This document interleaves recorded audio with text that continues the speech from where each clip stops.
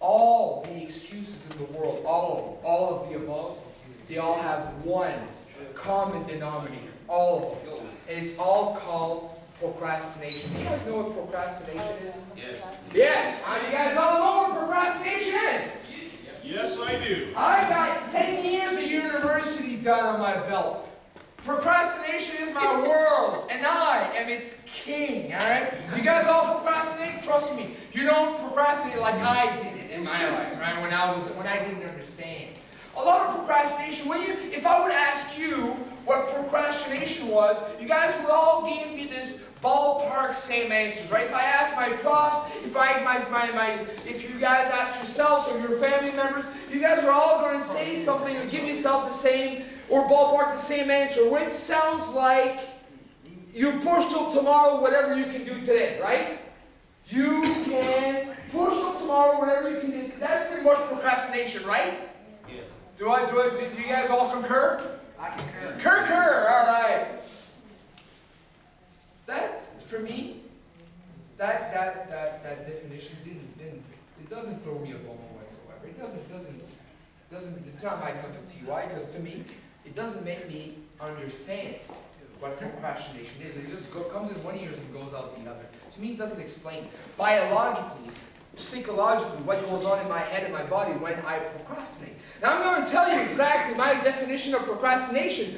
Don't get me wrong. You're still going to do some procrastination, but when you're doing it, you're going to know why. And you can be voluntarily conscious of when you're doing it, and when you recognize it, when it's a little more easier to recognize, it's easier to pull out and stop doing it. If you're doing it, it's going to be your own choice, so you're going to know exactly why and when you're doing it. Does it make sense? Got it. Procrastination. You guys are, what school grade are you guys? 11, 12? Give or take? Let's say we just ended the summer of 11th grade. Everybody's coming into 12th grade. The September just rolled in.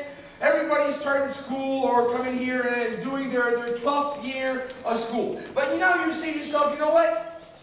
This year, I'm a little older than last year. I grew up at this, right? This year, I'm going to be a mature and responsible student. I'm not Alain of last year. I'm Alain of this year. And Alain of this year understand what procrastination is. And Alain of this year will do a little homework every day, even if he doesn't have something. He's going to get forward in this and get advanced in these classes, do extra little curriculum, so when something pops up, I can just give it a couple of days in advance. Instead of handing it something on Thursday, I can do it on Tuesday, right?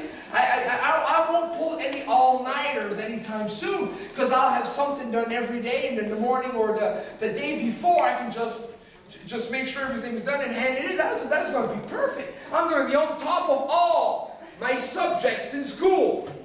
I'm not going to wait till the last minute. I'm going to do something every day, right? This is the new and mature Alain.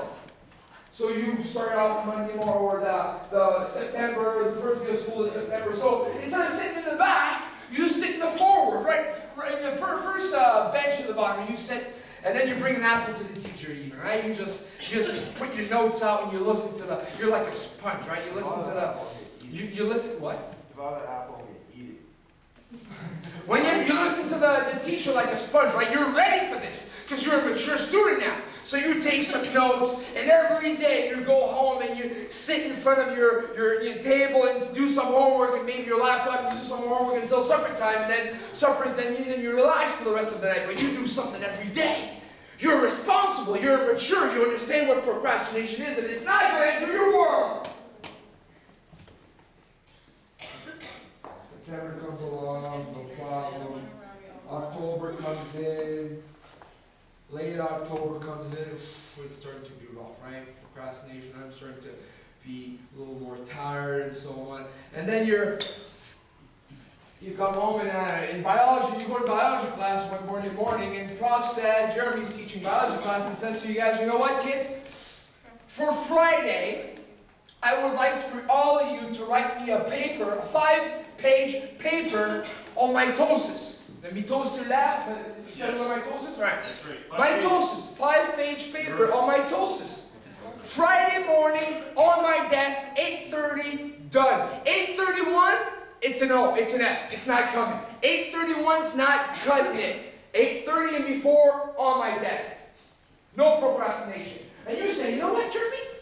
I got this. I got this. Because you know what? I understand now. This is going to be so easy. I'm going to go home that night, and I'm going to do this, and if I'm lucky, I can hand it in Thursday, so you'll have an extra day of correction, right? How's that? Like Jeremy's going to like me, right? Because I'm getting in, I'm trying to be a little teacher's pet, right? I'm gonna be on top of this. No problem. So you get home that Monday morning, and don't lose any time. You go in your room, you open your laptop, and you start typing and clicking. You start doing it. The laptop's like fuming, right? Because how fast you're going, how fast you're doing your research. You're going to do the best mitosis project you have ever done, and that Jeremy have ever read in your life. You're doing this. I'm going to do one page and a half every day. I'm going to be done by Thursday. No problem, no sweat. Come on, Jeremy, bring it. So you're typing, you're concentrating, and then whatsoever, the phone rings, huh? Ding. Ding. And it's invading your head, right? You can't think of anything else except for that ring. And you're saying, no, you gotta, why didn't I turn my cell phone off? Stop the ringing. I want to keep doing my project, but it's too strong. It's coming to get you from the inside out, right? So you stop typing, you answer the phone. Hello? Dude! It's your best friend. Alan, huge party tonight. You got 10 minutes to get in the shower and get pretty. I'm picking you up. Bye. Click. And now you look at your laptop with your mitosis project with a couple of lines and you say, all right, what just happened? I just have another really good choice, right? I can either stay home on a Monday night and write a mitosis project, which I have all week to do anyway, or I can use a huge party, right? It's going to be very fun. So you say, all right, party, mitosis, party. So you get in the shower, you brush your teeth, you do your hair, you put a little makeup on. It takes 8 minutes to get pretty. You're on the doorsteps by 9 waiting for your ride, right? You go to the party, you get home a little late that night. You wake up with that Tuesday morning with a huge headache and saying, Alan, what did you do? You told yourself that procrastination was not going to enter your world. You told yourself this, right? This was something that already understood. Why did you go to that party? This is exactly the type of stuff you said to yourself that you wouldn't do. But you know what? Don't worry about it, because it's a slip-up. It's okay. I learned now what not to do. I understand. I learned it. It's not going to start again. So you take 2 Tylenols, you down a big glass of water, you go to class that Monday morning, you sit the first bench in front with that paper and that apple, and you start writing up all the profs, every word, because you want to learn, right? You're in here to learn because you're a mature and responsible student. You're not last year's Alain, you're this year's Alain. This year's Alain's on top of his game. So you get home that night, no lunch, right? No fridge, no kitchen. You go straight to your room, and you open your laptop, and you start clicking and clacking. You start some mitosis project, because you're a page behind now. You still want to hand in that project Thursday, but you're a pager. You got 2 pages tonight. So you start writing that project, clickety, and that phone rings again, right? Ding. And then you look at that phone and says, Alan, why didn't you turn down the fan? You're just trying to ignore it, right? You know what I'm saying too, right? You try to ignore it. You try to ignore it. It's coming from, it's reaching you from the inside. It's too strong. You can't concentrate. You're writing the same word over and over and over. It doesn't go. So he said, all right, I got to answer this phone. You open the cell phone. Yeah, hello? Hello, it's the little brunette from second row in psychology class. I thought it was a brunette. Do you wanna come and watch a movie? You know damn well she doesn't want to watch a movie, right? Who's the fool? Yeah, baby, I'll be there in 5. Click, close the laptop, get yourself pretty in 4. At the girls are watching the movie. Oh, Tarzan! What just happened again? You gave yourself another way out, right? This constant duel, this constant other choice is going to happen over and over and over until Thursday night happens. Why Thursday night. This is always, whenever you have choices like this, there's always a painful choice and always a pleasurable choice. Always.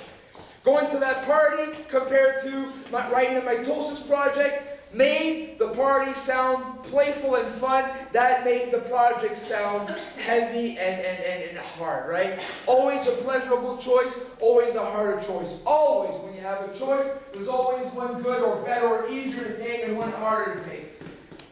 This choice is going to go on every time you're going to give yourself an excuse. This choice is going to go on until Thursday night. Thursday night, I don't care if your buddy calls for a huger party, you're not going to go. I don't care if that little brunette calls again, you're not going to go. Why? Because the pain of not choosing to make that paper 5 pages all through the night and handing it Friday morning at 8:30, the pain of not having or having an E or an F on that paper is a lot stronger than the pain of doing the whole mitosis project all night that Thursday night. Which that pain of getting an F is going to make the pain of writing the whole paper look like a pleasure.